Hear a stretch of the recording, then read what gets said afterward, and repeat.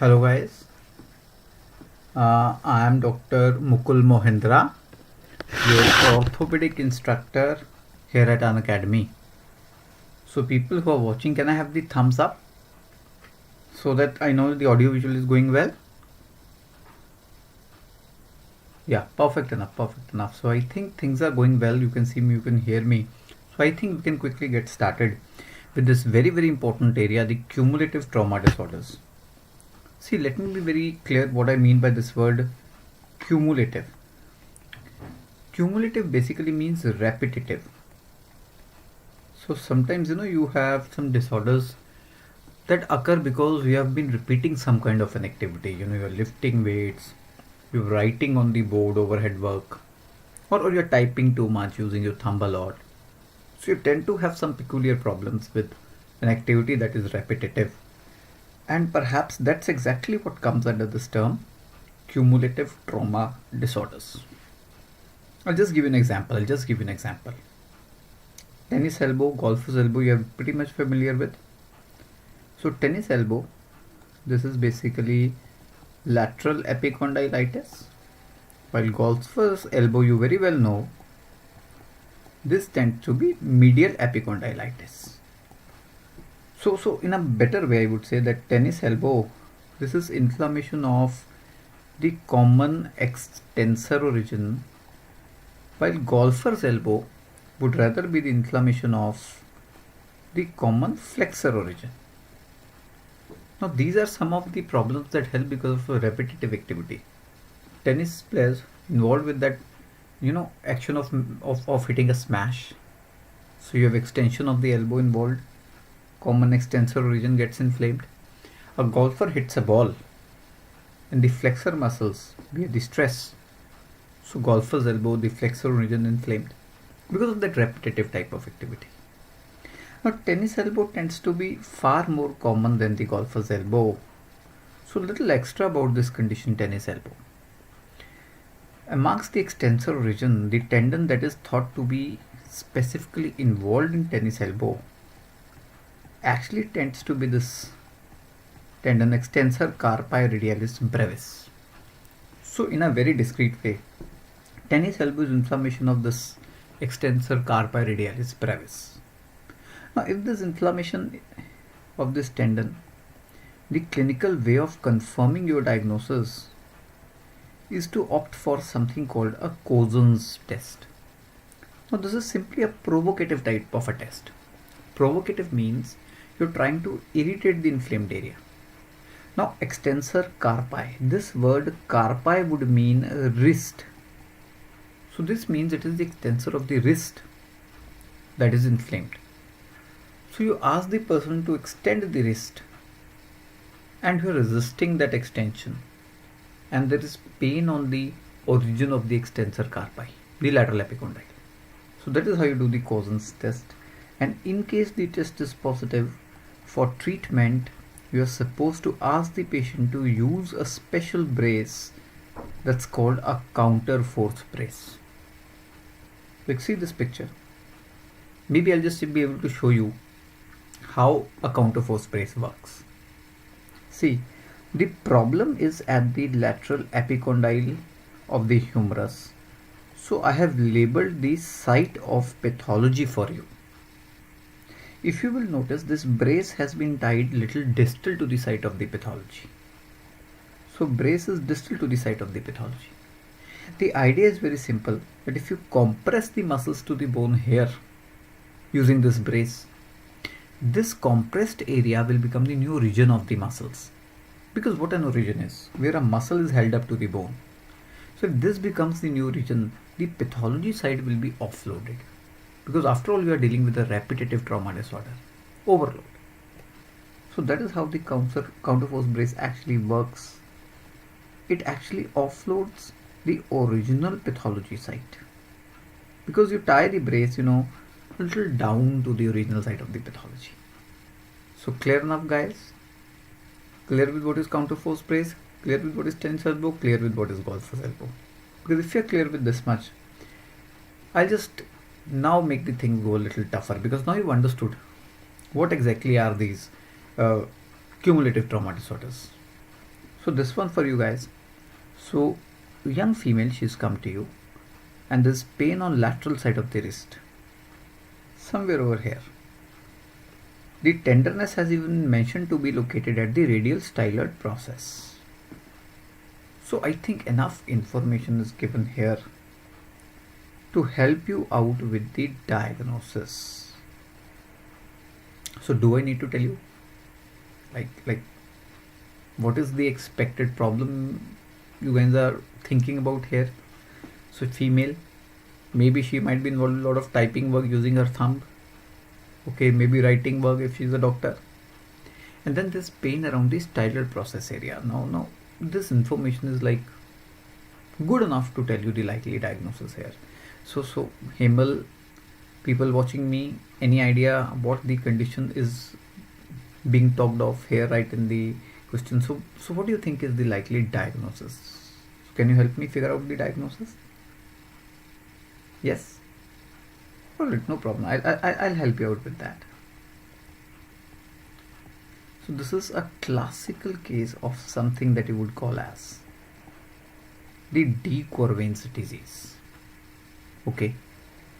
Now you're very much familiar with this diagnosis. You have to help me out. Name of the test.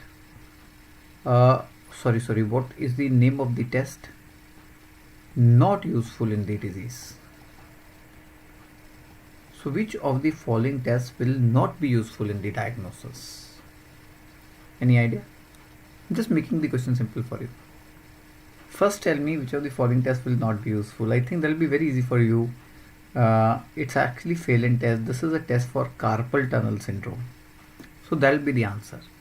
But now if the examiner asks you this particular test that has been shown, what is the name of this test? So can anyone tell me this test that has been shown, what is this test? See, all cumulative trauma disorders have provocative tests that help with the diagnosis. The problem in Decorvince disease are the tendons of the thumb. These thumb tendons are painful. So you are pulling the thumb tendon and there is pain. So this is again a provocative test. Now please understand there are three ways by which you can test the Decorvince disease. But the three ways work in a very different manner.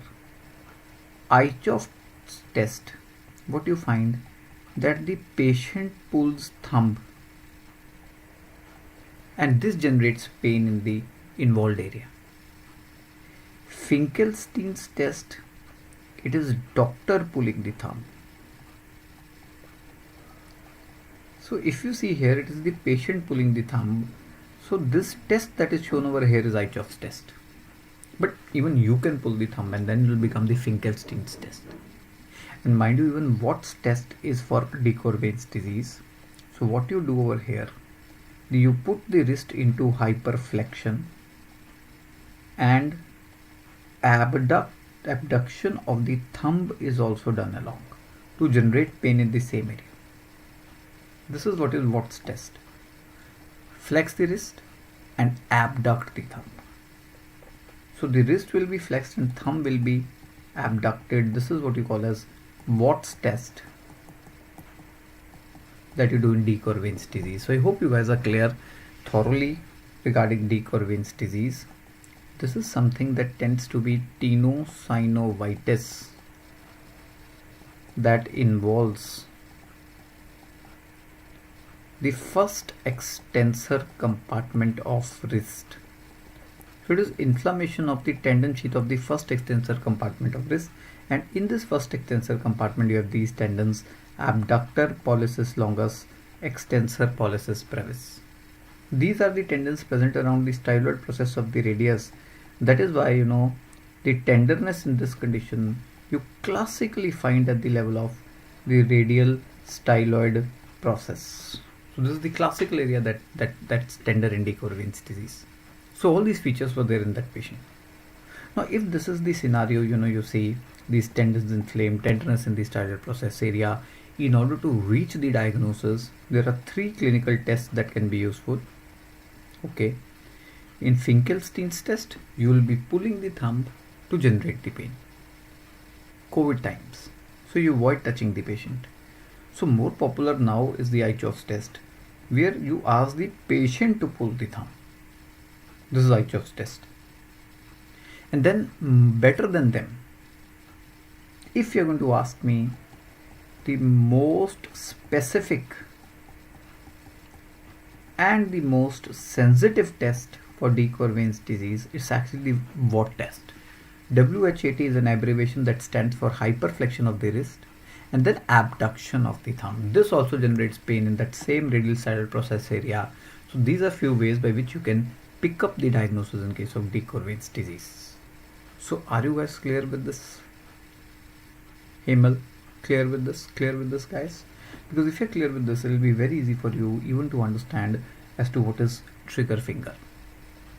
Trigger finger is also tenosynovitis, but this would be a constrictive type of tenosynovitis that would be involving the flexor tendon sheaths of hand.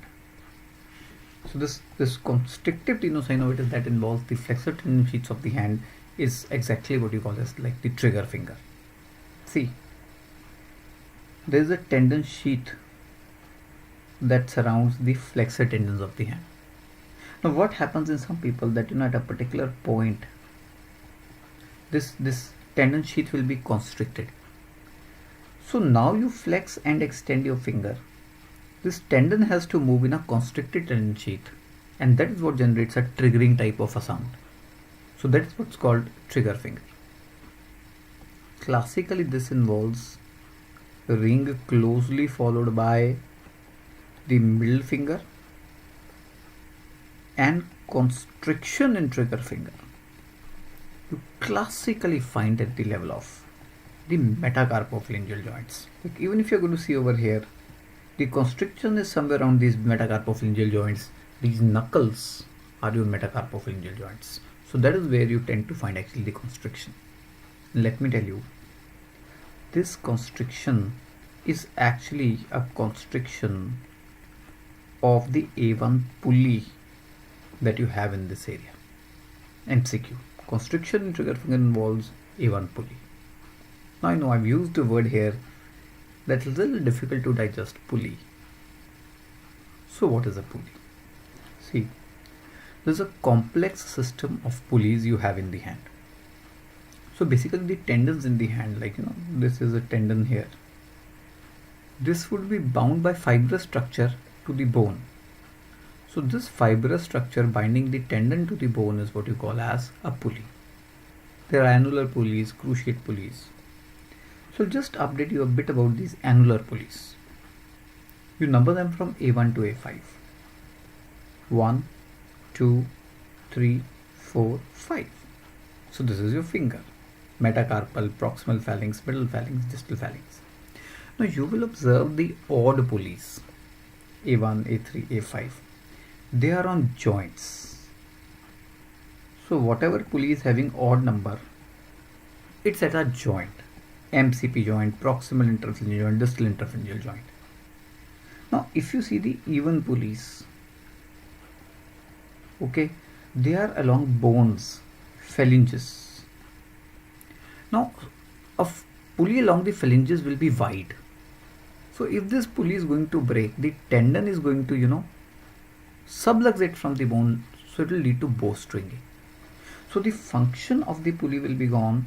If these even pulleys are not functioning, there will be bowstringing. So that is why we take A2 and A4 pulleys as like to be the cruciate most. See this A2 pulley gone, and see the bowstringing of the tendon that is happening. So I hope you guys are clear with a little bit about these pulleys also. As I just told you, the pulley that will be involved in trigger finger will be A1 pulley. So this pulley will be constricted, and so that movement and sliding of the tendon will be difficult, and you will get the triggering sound. Just to your knowledge, A5 pulley that tends to be the thinnest because it's the far most.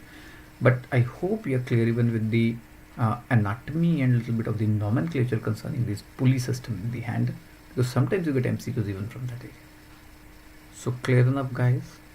I hope you guys are till here with me. Can I have the thumbs up to let me know चीज़ें समझ में आ रही हैं, you're able to interpret and understand. I hope the diagrams are good enough to give you the relevant information. Fine enough. Now 20 years old marathon runner, he's come to you and he says he's running for 100 meters and he's developing pain in the shin area, the anteromedial aspect. And it's actually the bilateral legs that are feeling the pain. And this pain has increased progressively over the last month. So it's an exertion related pain that is progressively increasing. X-ray was done but it came out to be normal, so nothing much on the X-ray. So what do you think should be the next line of investigation, considering the fact the bilateral legs are having pain along the shin, and more so it's an exertion related pain. See, marathon runner running for some amount, pain in the shin, and this problem has progressively increased over the last month. So you have to tell me the next course of investigation. But in such questions, where you have to tell the next course of the investigation, it's always reasonable to first keep in your mind, like, what is the condition being talked of, like what is the diagnosis, because only if you know the diagnosis makes sense in talking about the likely course of the investigation. So can anyone help me out with the diagnosis here? Marathon runner runs, shins pain. Yes. Okay, not an issue. I would help you out with this, guys. This is classically a condition that's shin splints. See, I'll just brief you on this. Medial tibial stress syndrome. That's the scientific way. But a layman over the counter by and large call this problem as like shin splints. Now what you have over here is that exertion related pain in the shin, usually located on the posterior medial aspect, but can be located even on the anterior medial lateral aspect. So it can be in the front also and at the back also. And generally the distal 1/3 of the leg, that is the area where this shin's pain. And many a times it's even bilateral. And why it's bilateral, because this is nothing else. This is a repetitive type of a stress injury. That's either due to the contraction of the tibialis muscles or the soleus muscle. Tibialis anterior shin pains, tibialis posterior shin pains. So these tibialis muscles are attached in the shin bone, the tibia. So when you run too much, the repetitive contraction generates stress on the bone, causing a tibial strain. So this strain, this stress or strain is what generates this shin splints. If you don't attend, the condition progresses. You will eventually see a frank stress fracture. But that takes time. Okay. So initially X-rays you generally find them to be negative. So this is where a bone scan helps, technetium leveled, or this is where an MRI helps. Now MRI is taken as to be the investigation of choice here. And it is an MRI with which you can very well rule out even a stress fracture, even better than a bone scan. Now please don't get carried away by this word bilateral here. Even if it's a bilateral condition, you can always get 2 MRIs done. Problem with the bone scan would be radiation. The advantage with the MRI, no radiation. So nowadays, even with these bilateral type of shin splints, bilateral stress fractures, it is MRI that is taken as the investigation of choice, and that should be the next course of investigation. A bone biopsy is to be added only if you find MRI is inconclusive or it shows something else than what you expected. Clear? Ultrasound would have no role because ultrasound does not show bones very well. So that's how you generally diagnose it, by getting MRIs done. Treatment will simply involve that activity modification. That repetitive stress has to be somewhere broken down. That cycle has to change. You can stretch the involved muscles, the tibialis, the soleus. Try to maintain fitness by aerobic activities that are not weight bearing in nature, because you keep on bearing weight. the stress is never gone. So something like cycling, swimming, they can be opted for. So that is how we manage these shin splints. So I hope you're clear with all information. A very important topic has been in some of the exams recently. Clear enough? And in the end, just to end up, impingement syndrome, that's due to compression of. Now when this question came up, a lot of people were confused. Coracoacromial ligament, subacromial bursa. What's the appropriate answer? The answer here was actually the rotator cuff muscles. So I'll just brief you a word about it, because sometimes you guys are not very thorough with the anatomy here. See, impingement syndrome basically refers to this problem, subacromial bursitis. This subacromial bursa that you see here. Okay. Now please understand, there are some people who are involved with repetitive overhead work, like writing on the blackboard. So because of that repetitive overhead work, this bursa gets compressed between the acromion and the greater tuberosity. So this compression generates bursitis. Now when this bursa is going to be inflamed, this abduction will become painful because this bursa will be compressed. So what happens in people who get this subacromial bursitis, they tend to have painful abduction, and this abduction classically spans 60 degree to 120 degree, this particular arc. And since a particular arc of movement is painful, some people also call this as like a painful arc syndrome. Now this painful arc syndrome that you see over here, okay, is what is subacromial bursitis or what is impingement syndrome. Now you can very well see this inflamed bursa is going to compress rotator cuff muscles, tear them and generate the pain. So see, under the bursa, this muscle supraspinatus traveling right under the bursa. So that's another problem here with impingement syndrome. You can eventually end up with rotator cuff tears. So that is what is compressed in impingement syndrome, rotator cuff muscles.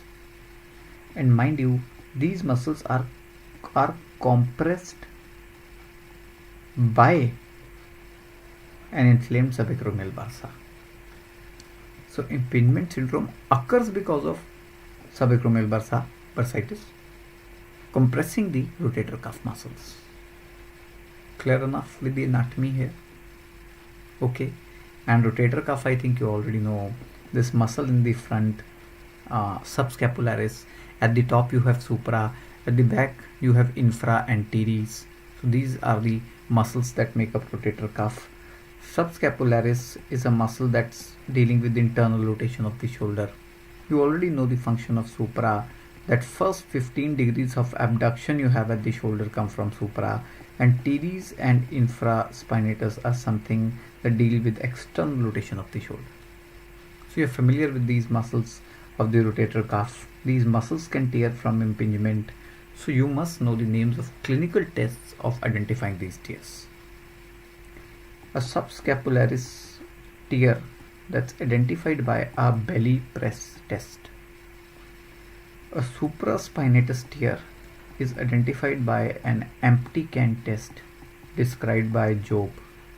And infra and teres tears can well be picked up by a sign called a hornblower sign. So these are some of the ways of picking up these rotator cuff muscles. For subscapularis, you can go with the belly press. For supraspinatus, the empty can test, and for infra and teres, the hornblower sign. Out of all these muscles, most common tear that involves supraspinatus. And if there's a tear of the supraspinatus, the treatment, an arthroscopic repair. We generally put a camera into the joint and under vision we repair these tears. So this arthroscopic repair is generally how we handle these supraspinatus tears. Now just to bring to your knowledge, guys, sometimes you're dealing with a massive, retracted, chronic, irreparable type of a cuff tear. So this is a special situation, that where you have irreparable tears. in the rotator cuff. This particular question came up in the AIMS exam twice, 2015-2016. So just sharing this detail with you. So if you're dealing with irreparable tears, how to handle? If your patient is less than the age of 70 years, this is where you generally opt for tendon transfers. There are a number of spare tendons in the body. You can use a spare tendon to supplement the function of supraspinatus, like latissimus dorsi, not much of role. If you cross this age of 70 years, here there is a wonderful treatment option you can offer to your patient. That's called reverse shoulder arthroplasty. See this picture. Reverse the shoulder articulation. So this head of humerus has been put here and glenoid has been put here. So head ऊपर चला गया, glenoid नीचे आ गई है. You have reversed the articulations. Reverse shoulder arthroplasty. I'll just explain this part to you. So this is the scapula and this is the head of the humerus and this is the center of rotation of the shoulder joint between the humeral head and the glenoid. Now in reverse shoulder arthroplasty, I am going to reverse the articulations. So the glenoid will be cut and I will be putting a humeral head. The humeral head will be cut and I will be putting the glenoid. So when I do this, this becomes the new center of rotation of the changed shoulder now, where you have reversed the articulations. Because now you have put the head up here and the glenoid down here, head up here, glenoid down here. Now you can see the center of rotation gone down and out. So when this center of rotation goes down, you have a muscle on top of the shoulder here, the muscle that is deltoid. Pulling the shoulder down stretches the deltoid and makes it more powerful. So when deltoid becomes powerful, this 15 degrees of abduction can also be done by deltoid. So supraspinatus is not required. So that's how reverse shoulder arthroplasty works. Allows deltoid, by making it more powerful, to overtake function of supraspinatus. So this is what we will do in older people. So you see this question, 30 years male with irreparable tear. So here you will go with tendon transfers. But mind you, very well this could have been 80 years age. And then the answer would have become, oh, not shoulder arthroplasty, sorry, reverse shoulder arthroplasty in that scenario. So I hope you guys are clear even with how to deal with these irreparable rotator cuff tears. So that's all from my side as of now for today. So any queries guys from the area I've covered? These repetitive type of trauma injuries, Decorvince, trigger finger, Shin Splints, Impingement Syndrome, rotator cuff tears. So any confusion that comes to your mind? You want me to clarify that up? Alright, so I suppose things were clear enough to you. Still you wish to, read more, enjoy more classes, take up the Plus subscription for your best benefit, to enjoy all the benefits Unacademy offers. You want to maximize your benefits, go with the Iconic subscription, because I think you're very well aware Unacademy and Prep Ladder, they're actually now a joint venture, so you can have benefits of both if you take the Iconic subscription. So that's what I would encourage you guys for. And yeah, if you take the subscription, what all's coming your way? Well, the All India mock test that's soon going to be conducted. Make sure you get your evaluation going by giving the test. You'll really find a very good useful analysis you're going to get regarding your performance at the end, and the solutions will be full detailed conceptual answers, giving you some more information, adding to your knowledge. The combat series is starting very soon, so that's another thing you can join for some subjects, and you can strengthen up your subjects. There are test series that are going to be curated by the teachers, going to be offered to you, and this mock test already, I would say, strong recommendation for appearing for this. There are courses also running for people who are targeting maybe the next 2020 exam or this NEET 22, okay, where they want all educator sessions. That is also coming up over this period of 3 months. to fill up the time, that has come up because the NEET PG has been pushed a little back. Don't waste that time. Make sure you join the course that is appropriate most for you. The FMG people, in case you guys are watching, so FMG batches, we also have on the cards, we also have on the lines. So you can also pick up a batch for your FMG preparation in case you're targeting this exam. The subscription prices are very, very economical. You will find them on the website. Some good offers are going on, so please don't waste time because they are very short limited. Now, in case you use this code OrthoLife, this is another way to get 10% off on the subscription prices if some offer is not running.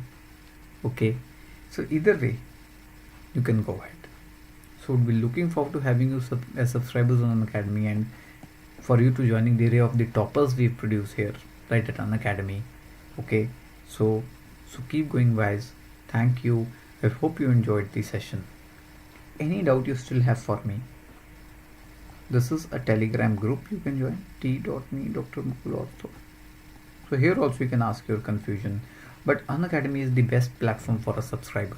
I would encourage you to subscribe for Unacademy and then stay in touch with me so that your course of preparation remains uneventful, you don't find any confusions, you don't go home with any kind of doubts.